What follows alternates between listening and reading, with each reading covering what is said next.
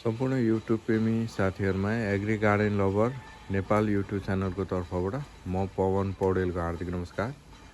र आज हजुरहरुलाई म यो जुन माघ फागुन महिनामा गरेका केही कार्यहरू यो बोट बिरुवा अन्तर्गत रहेर गरेका कार्यहरू म हजुरहरुलाई देखाउँदै छु। र सुरु गरिहालौं। यहाँ चाहिँ यो ग्रेपको कटिङ हो, यसरी लगाएको थिएँ। जरा चाहिँ आएको छैन, आउन लागेको अवस्थामा छ सायद।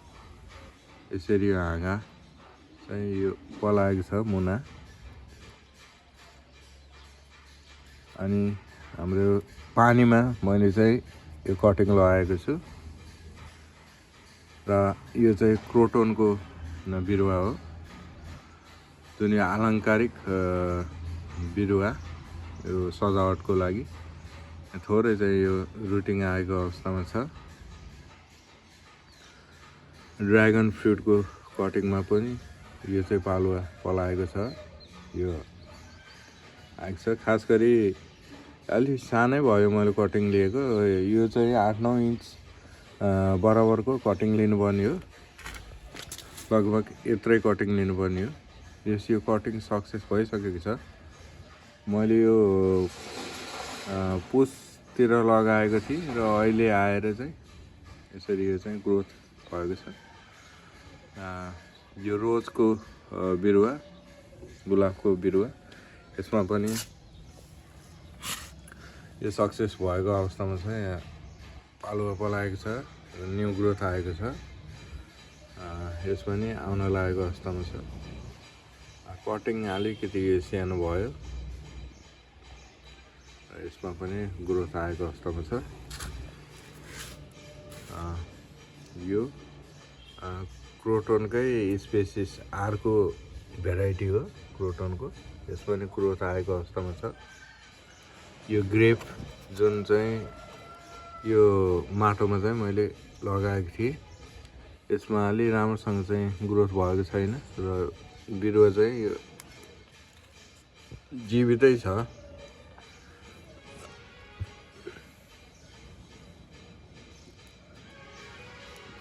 अनि यो सकुलेन्ट, यसमा पनि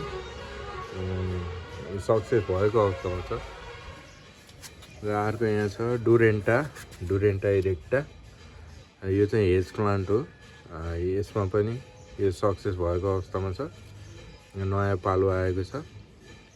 यो हेज डिजाइन, ल्यान्डस्केप डिजाइनको लागि चाहिँ युज गरिन्छ। यो यसमा फुल फुल्दैन, तर डिजाइनको लागि हामीले युज गरिन्छ। र यो कटिङमा पनि, यो ड्र्यागन फ्रुटको कटिङमा पनि यहाँ न्यू ग्रोथ आएको अवस्थामा छ। र मैले यहाँ चाहिँ यो प्यासन फ्रुटको बिरुवा लगाएको थियो ट्रेमा। यसरी यो यसरी दुईटा चाहिँ देखेको छ, यो आउने क्रममै छ। र यो सीताफलको सिड राखेको थिएँ मैले ट्रेमा, यो सक्सेस भएर यसरी चाहिँ मैले यहाँ चाहिँ प्रोपागेसन गरेको छु। यो लेमनको यो सार्ने अवस्थामै छ, अब सार्नुपर्ने अवस्थामा छ। यो बेगमबेलीको कटिङ, यसमा पनि न्यू ग्रोथ आएको छ। यो क्यासिया फिस्टुला, यो हिबिस्कसमा पनि यसरी यो न्यू ग्रोथ आएको अवस्थामा छ। यहाँ चाहिँ यो बेगमबेली र डुरेन्टा रहेको छ, यसमा पनि न्यू ग्रोथ आउने अवस्थामै छ। यो अलि ढिलो लगाएको। र यसरी मैले चाहिँ यो प्यासन फ्रुटको बोटमा मलजल गरेको छु। नयाँ माटो चाहिँ हल्का फेरेर यसको मलजल गरेको छु। यो ड्र्यागन फ्रुटमा पनि ग्रोथ आएको अवस्थामा छ। अब यसरी अब यसलाई केही सपोर्ट राख्ने छु मैले यो सेन्टरमा। पूर्ण रूपमा चाहिँ तयार भएको छैन। यहाँ प्यासन फ्रुटको बोट न्यू ग्रोथहरू आएको छ।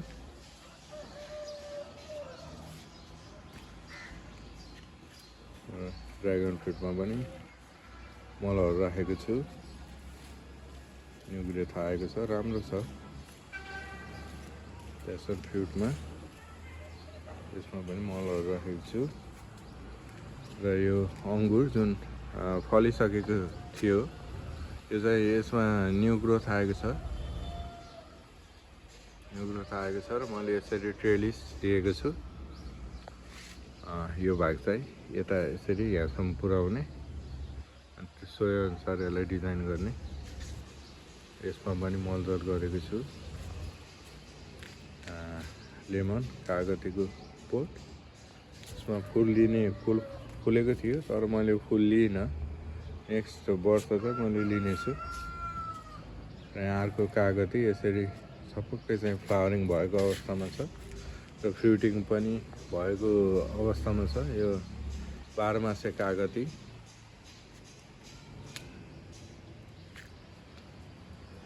यता प्यासन फ्रुटमा पनि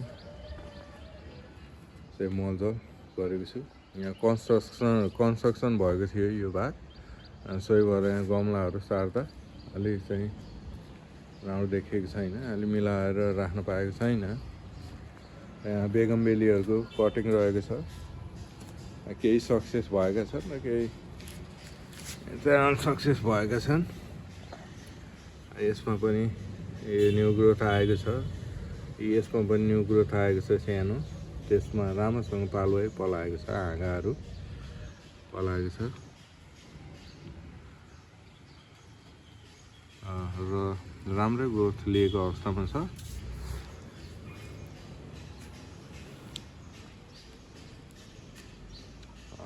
यति नै हो। र अर्को कार्यक्रमहरूमा हजुरहरूलाई फेरि यो अपडेटका साथ, आउने बाचाका साथ मबाट भएका केही कमजोरीहरू र हजुरहरूले दिनुपर्ने सुझावहरूको अपेक्षा राख्दछु। र यस कार्यक्रम हेरिदिनु भएकोमा हजुरहरूलाई धेरै धेरै धन्यवाद।